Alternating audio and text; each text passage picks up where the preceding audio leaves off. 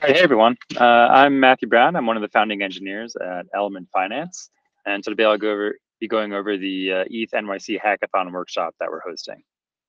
So let's get started.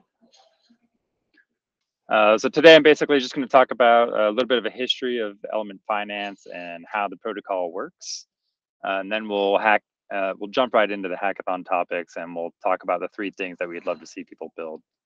So first, we have new yield sources. So currently we wrap Yearn mostly, and we'd like to see some more protocols added to the Element protocol to generate fixed yield sources. So secondly, we also have structured products. So again, we'd love to see people build on top of the Element protocol. And we can talk a little bit about what structured products means and give you an example. And lastly, we have the ELFI NFT project that we gifted to our community during our DAO launch. So we'd love to see people build on top of this. There's a lot of potential here to bridge the gap between the NFT and DeFi worlds. So we'd love to see what the community can come up with here. And we'll talk about some ideas there soon as well. This whole video should be about 10, 12 minutes long. So let's dive in. All right, so what is Element Finance? So Element Finance formed a couple years ago in 2020. We did a mainnet launch last year, and since then we've updated our protocol to a v1.1, added some upgrades, and we've also launched our DAO along with the NFT project that I mentioned earlier. So what does Element Finance do? So basically we're a fixed rate yield source protocol, and we'll talk about how that works, but basically what we do is we wrap variable yield sources. So these can be pools that you can find on Yearn, Curve, many other places around the Ethereum ecosystem. And the way we do that is we implement a token splitting strategy to create the fixed yield. So how does the protocol work? So if you know how traditional pools work, you basically start with any asset, say Ethereum, and you can put that into some sort of pool that generates variable interest. In return, that pool will give you an LP token that generally represents your share of that pool. So as the assets accrue in the pool, when you redeem your LP token, you'll get more Ethereum or whatever asset you put in out than what you started with. Element Finance works a bit differently, but sort of the same. We take that same pool and we wrap it. Now, when you put in your asset in, say Ethereum again, what you get out this time is not an LP token, but 2 tokens, a principal token and a yield token. So as you can probably guess, the principal token is just what you put in.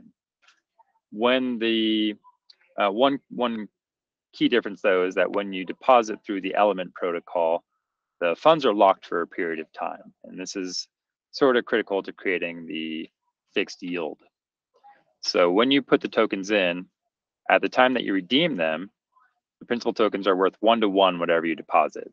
So in the example here, if you start with 1 ETH, at the time you can redeem them when the term ends, the principal token can be redeemed for that 1 ETH that you put in.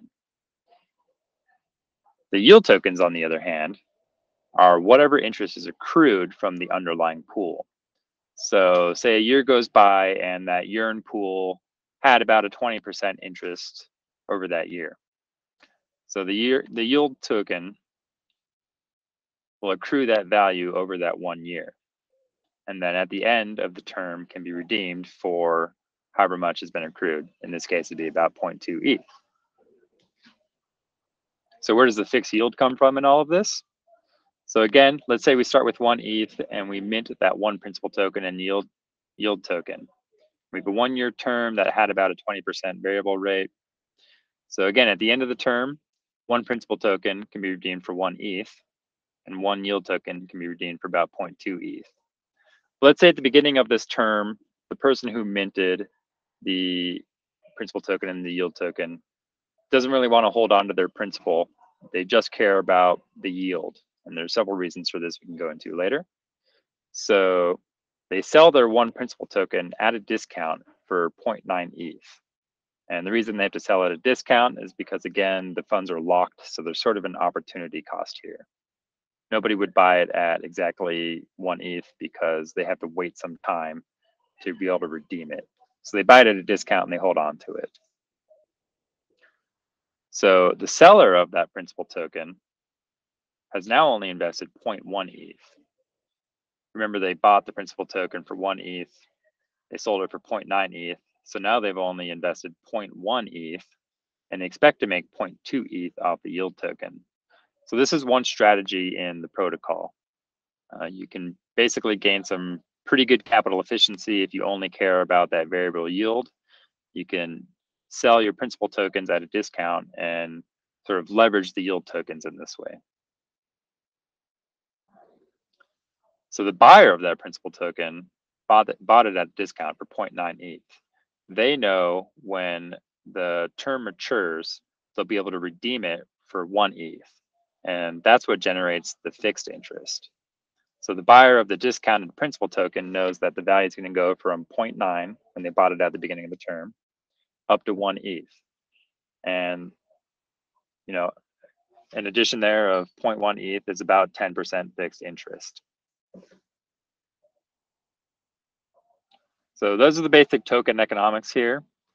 Basically, again, principal tokens are just worth 1-to-1 whatever money was put in to the term when you try to redeem them.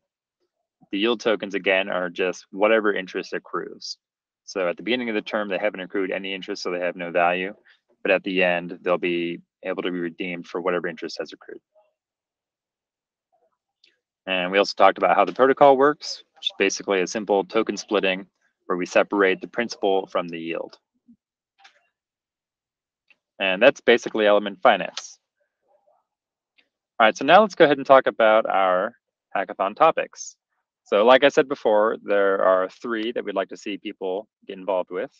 There's the new yield sources, structured products, and building on top of the NFT project. So to go into the first one, new yield sources.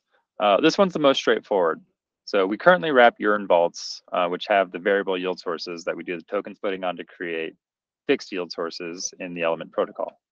So a couple others that we're looking to add to the protocol are Aave and Mstable. So we have a lot of code that you can use as boilerplate and examples to figure out how to do this. We'll also set up a Discord channel for you guys to reach out to us on and collaborate. So again, yeah, so these are the 2 that we're looking at. Feel free to propose others. And this one's pretty straightforward, and we'll share out some resources for you guys to look at to get started on. So the next one is structured products. So again, yeah, we would love to see some people build on top of the protocol. There's been some pretty cool work recently. Fiat DAO has recently integrated with the Element protocol to use principal tokens as collateral. So an example of a structured product here is the principal token protected vault. So the basic idea behind this is that you can use principal tokens that have a guaranteed appreciation, because whenever you buy them at a discount, at the end of the term, you can redeem them 1-to-1. So you can use that difference. So let's say they're going to accrue 5% interest. Have that 5% guaranteed to invest in some other really risky product. So if there's something out there that has potential to return really high yields, but it could potentially not yield anything, you could use the guaranteed interest in this principal token protected vault to invest in that risky product in a de-risked way. So we think there's a lot of potential for this kind of thing, and we'd really love to see somebody take a crack at it. There's also many other ideas. Feel free to reach out to us again on Discord, or come up with your own idea for how to use principal tokens in DeFi.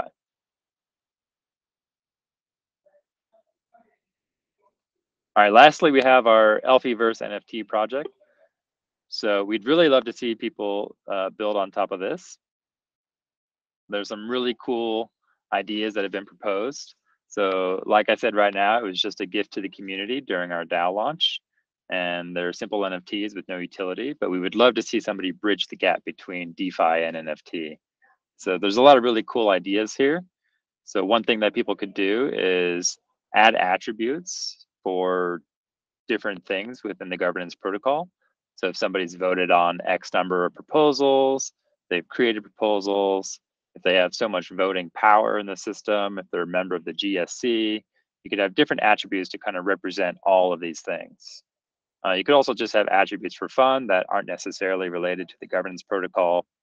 And some of the attributes don't have to have any utility. You could even just make a game to help the community engage with one another. So yeah, again, there's a lot of potential here. We would love to see what the community comes up with to sort of bridge this gap. I think it'd be a lot of fun. So those are our 3 basic hackathon topics. Quick note on resources here. So all of our stuff is hosted on github.com, element-phi. And there are some repos for the protocol here that are pretty useful. If you're working on the core protocol, so if you're working on structured products or adding new yield sources, these first 2 repos will be pretty useful, elf-SDK and elf-contracts. So the SDK has some methods on there to help you integrate with the contracts. The ELF contracts repo has the actual contracts themselves with some example code and boilerplate in there for you. If you're interested in working on the NFT project, the council repo has the governance protocol of those contracts, and the NFT contracts repo obviously has the contracts for the NFT project. Here's a link to our Discord. We'll share that below the video as well. So again, feel free to reach out to us anytime. If you have other ideas that you want to check with us, or if you want to get help with your implementation, we'll be around.